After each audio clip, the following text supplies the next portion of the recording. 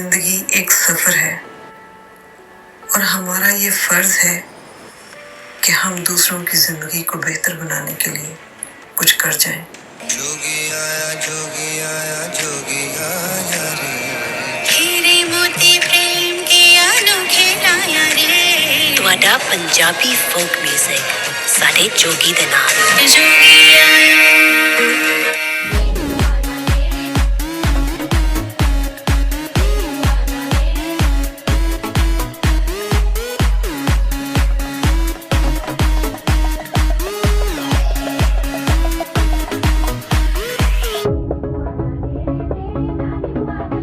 107.9 FM.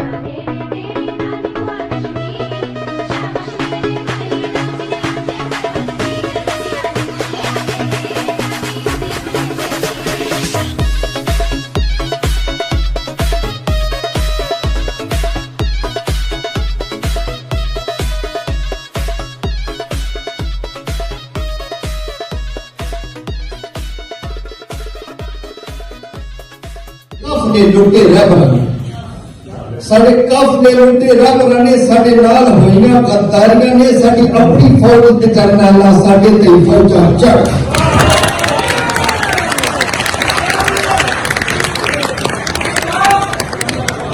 محبتوں کے پھول نچھاور کرنے والا وہ شخص جو ہر دل کو خوشبو کی طرح مہکاتا تھا, آج اپنی یادوں کا چراغ جلائے اس دنیا فانی سے ہمیشہ کے لیے رخصت ہو چکا ہے. اور فوراً ہمارے پروگرام کے بعد جوگی صاحب کا پروگرام ہوتا تھا, اور ایک اس کی پیاری سی یاد یہ ہے کہ جب بھی ہمارا پروگرام ہوتا اور ہم یہاں سے چلے جاتے اسٹوڈیو سے, گاڑی میں بیٹھتے, ریڈیو آن کرتے تو اتنے پیارے الفاظ سے ہمیں یاد کرتے اور کہتے کہ یہ دو ساڈے شیراں دی جوڑی ہے. جوگی صاحب جی ایک پیاری شخصیت اور انمول ہیرا تھے, اور ہیرا ہے اور ہیرا رہیں گے, اور بے مثال ہیرو تھے, ہیرو ہے اور ہیرو رہیں گے. جہاں وہ احساس دوسروں کے لیے رکھتے تھے, وہی احساس, وہی پیار, وہی خلوص, اس سے زیادہ محبت کا اظہار لوگ ان کے لیے کیا کرتے تھے, کرتے ہیں اور کرتے رہیں گے. یہی سوچ کر جیتے رہے ہم کہ خوشبو بن کر لوٹ آئیں گے خواب ہمارے. ایک ایسا انسان جو لفظوں کا جادوگر تھا اور اپنی شاعری سے ہر دل میں محبت, امید اور زندگی کا پیغام بھر دیتا تھا. کہ نکی نکی کارسن نکی نکی کارسن بوڑھے بوڑھے دارسن بوڑھے بوڑھے دارسن نکی نکی کارسن. نہ ٹیلی فون سی کتنا سکون سی, بجلی نہ گیس سی نہ ہی کول کیش سی. کیا بات ہے. کار کار دانے سن کملے سے آنے سن, چوری نہ چکاری سی کھلے عام یاری سی. واہ واہ, چوری نہ چکاری سی کھلے عام یاری سی, کھلی کپاس سی پورا لباس سی. کیا بات. الفاظ چھوٹے پڑ جاتے ہیں. ایک شاعر, ایک ادیب, ایک مفکر اور ایک بہت ہی پیاری شخصیت, پیار کرنے والے جوگی صاحب, جو ہم سے بچھڑ تو گئے ہیں لیکن ہمارے دلوں میں بستے ہیں. اور میری پہلی ملاقات ہڈس فیلڈ میں اگر کسی شخص سے ہوئی تو وہ جوگی صاحب تھے. میں ان کی شخصیت سے بہت امپریس ہوئی تھی, ان کا بولنے کا انداز بہت اچھا لگا مجھے. تو جب میں نے ریڈیو سنگم کو جوائن کیا تو وہ اس ٹیم کا حصہ تھے, اور مجھے اتنی خوشی تھی کہ مجھے کچھ سیکھنے کا موقع ملے گا. جتنی محبت انہوں نے دی, جتنی شفقت ان کے لہجے میں تھی, جو ایک استاد کا ایک کردار ہوتا ہے, کہیں پہ آپ چلے جائیں آپ کو کہیں نہ کہیں گائیڈنس چاہیے ہوتی ہے آگے بڑھنے کے لیے, ایک رول ماڈل آپ کا ہوتا ہے.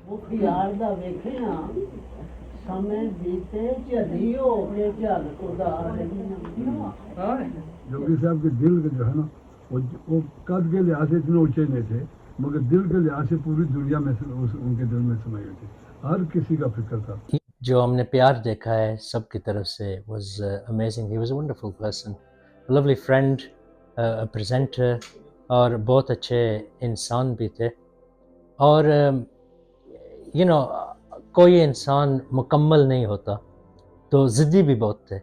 اور مجھے یاد ہے کہ ہم ہر چیز پہ بات کرتے تھے, موسیقی پہ, میوزک پہ, फ़िलॉसफ़ी पे, लाइफ के बारे में हम अक्सर बैठते थे ऑन एन इवनिंग। और मुझे याद है कि जो आखिरी उनके दिन थे तो हम फिर भी गीतों के बारे में बात कर रहे थे। तो मैंने उनको कहा, जोगी साहब, कि एक नया गीत निकला है निम्रा मेहरा की आवाज़ में, जे पता होंदा, तो मुझे बहुत ही प्यारा लगा है, तो मैं आपको सुनाता हूँ। तो कहते हैं कि यार ये बहुत ही प्यारा गीत है। सो मेरी मेमोरी जो है, जो उनकी आखिरी याद है, हसीन जो याद है मेरे लिए, ये है कि हम दोनों गाड़ी में बैठ के एक गीत गा रहे थे जो हम दोनों को पसंद है।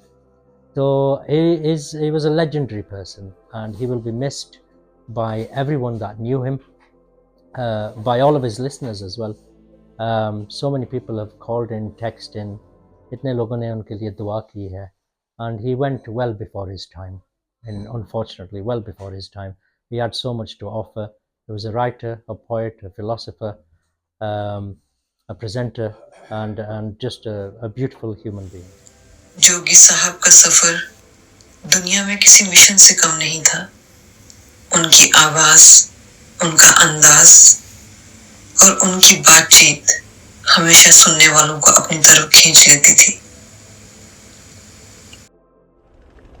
दुख दिल दे दिल विच पा, जोगी टुर गया है, और लगी पीर दी रीत ने बा, जोगी टुर गया है। हम में से जो लोग बहुत मजबूर होते हैं गुर्बत के हाथों, या वो फिर मुआशी महाजर होकर इन मुल्कों में आ बसते हैं, परदेश में रहना आसान नहीं है, बड़ा मुश्किल सफ़र है, और ख़ुसूसन उन लोगों के लिए जो बहुत ज़्यादा सेंसिटिव होते हैं,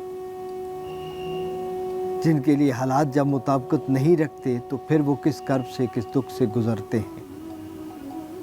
मुआशियात भी होती है। तो रिसेशन आने की वजह से जब हालात ख़राब हुए तो फिर सोचा कि यहाँ से निकलते हैं, ज़रा हालात को बेहतर करते हैं और फिर लौट आएंगे। ये ज़हन में एक ख्वाब था जो आज भी पूरा नहीं हुआ। 33 साल हो गए कि वो जो लौटना था वो किधर गया, क्योंकि अंदाज़ा नहीं था कि कहाँ जाना है, फिर आगे क्या होने वाला है। बिल्कुल बंद गली में मैं दाखिल हो रहा था। रोशनी का सफ़र ख़त्म हो सकता है, लेकिन जो चिराग दिलों में जले वो कभी बुझते नहीं।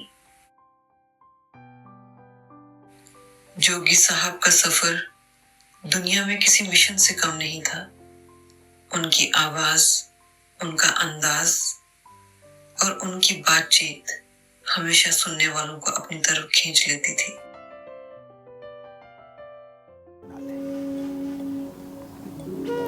और फिर एक अजीबोगरीब सफ़र शुरू हुआ जो परदेश में होता है कि न ज़ुबान आती है, न उस मुल्क से वाक़फ़ियत है, न उसके कल्चर से वाक़फ़ियत है, न रस्तों का पता है कि जाना किधर है। तो सियासी पनाह का एक प्रोसेस है। अब उन्होंने एक घर दे दिया रहने को, सोशल मिल गई, काम की इजाज़त नहीं थी तो छुप छुप के काम किया। सियासी पनाह के केस ज़्यादातर झूठे होते, लोग रुकने के लिए उनका बहाना लेते, उनकी चौकी बुनियाद नहीं होती, एंड पे जाके उनके हाथों इंसान बड़ा ख़राब होता है। तो मैंने भी जब देखा कि मेरा सियासी पनाह का केस जो है वो अब अदालतों में कामयाबी की तरफ नहीं नाकामी की तरफ जा रहा है, अदालतें इस बात पे मुज़र हैं कि leave the country, you lying, झूठ बोला आपने, साबित कर नहीं सकते थे क्योंकि वो झूठी कहानियाँ होती। तो फिर अब इतना कुछ इकट्ठा नहीं हुआ था कि वापस जाके मैं अपना दोबारा बेस बनाता, लिहाजा अब मेरे लिए मजबूरी थी कि मुझे यहाँ रुकना है, और फिर रुकने के लिए ज़रूरी था कि कोई सहारा लिया जाए। तो जर्मनी में उस वक्त दो सूरत हाल थी कि या तो पेपर मैरिज कर ली जाए या फिर या कि शादी कर ली जाए किसी ब्रिटिश या यूरोपियन नेशनल से, तो रुका जा सके। तो यहाँ पे मेरे रिलेटिव मौजूद थे, उनसे बात हुई तो उन्होंने कहा चलो शादी की उम्र है। मेरे ताया जी यहाँ होते थे ब्रेडफोर्ड में, मिर्ज़ा मायूं साहब PIA की एजेंसी के मालिक थे, बहुत बड़ी सियासी और शमासी शख्सियत थे वो। तो उन्होंने कहा तो आ जाओ, तो मैं वहाँ पे आया, शादी हो गई। अब ये शादी का फ़ैसला भी एक बहुत बड़ी मजबूरी की हालत में किया, अनजाने लोगों में शादी की, मनचाह लोगों में शादी नहीं की। और इस मजबूरी से वो जो शादी थी वो मशरक़ और मगरब का मेल था जो कि कामयाब ना हो सका।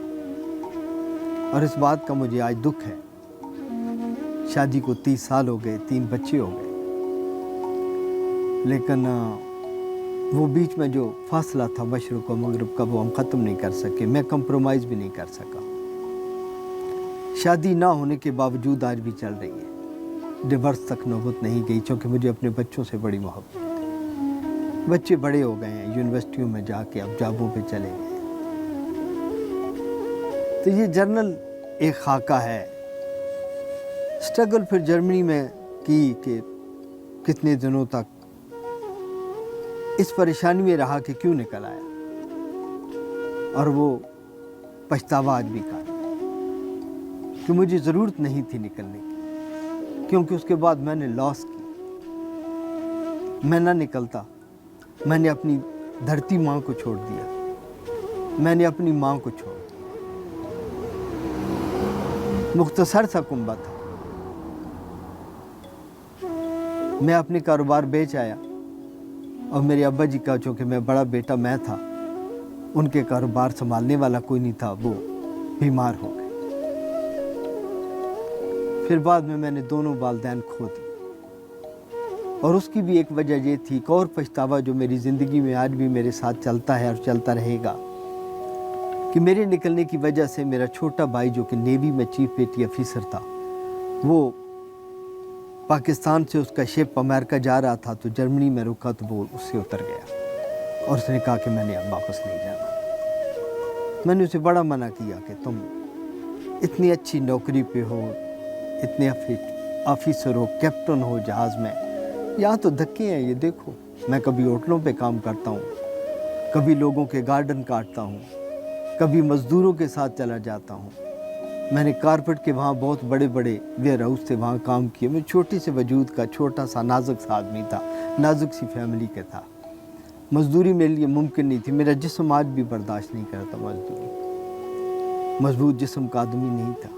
تو میں نے اسے بڑا کہا کہ تم چلے جاؤ، لیکن اس نے میری بات نہیں مانی، اور وہ میرے لیے پچھتاوا اس لیے بن گیا کہ اس کو اس کی موت اٹھا کے میرے پاس لے آئی، اور وہ ٹھیک 1 سال کے بعد جگر کے کینسر میں مبتلا ہو گئے۔ 17 دن اسپتال میں رہنے کے بعد وہ فوت ہو گئے، اور اس کی موت کی خبر میرے باپ کو لے گئی۔ میں 17 دن بعد اس کی باڈی لے کے جب واپس پاکستان گیا تو میرا باپ برداشت نہیں کر سکا، اور ٹھیک 3 ہفتے بعد میرے ابا جی فوت ہوئے۔ اس جوان بیٹے کے غم میں اس کی ماں 1 سال بعد مر گئی۔ آج میرا ایک چھوٹا بھائی پاکستان میں ہے، اور میں ان ملکوں میں ہوں۔ میری شادی ناکام ہو، میرے بچے اپنی ماں کے ساتھ کھڑے۔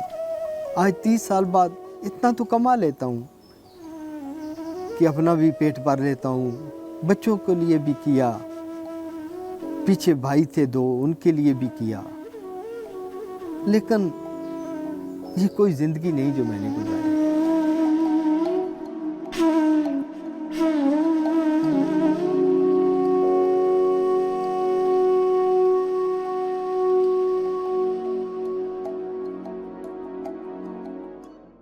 ایک محبتیں بانٹنے والا شخص خود محبت کے لیے تہی دامن رہا، زندگی سے لڑتے لڑتے موت سے ہار گیا، لیکن زندگی سے شکایت کی نہ کبھی زندہ دلی میں کمی آئی۔ ایک مسکراہٹ کے پیچھے سینکڑوں غم کی کہانیاں تھیں، شاید یہی وہ نشانیاں تھیں جو یاد رہیں گی۔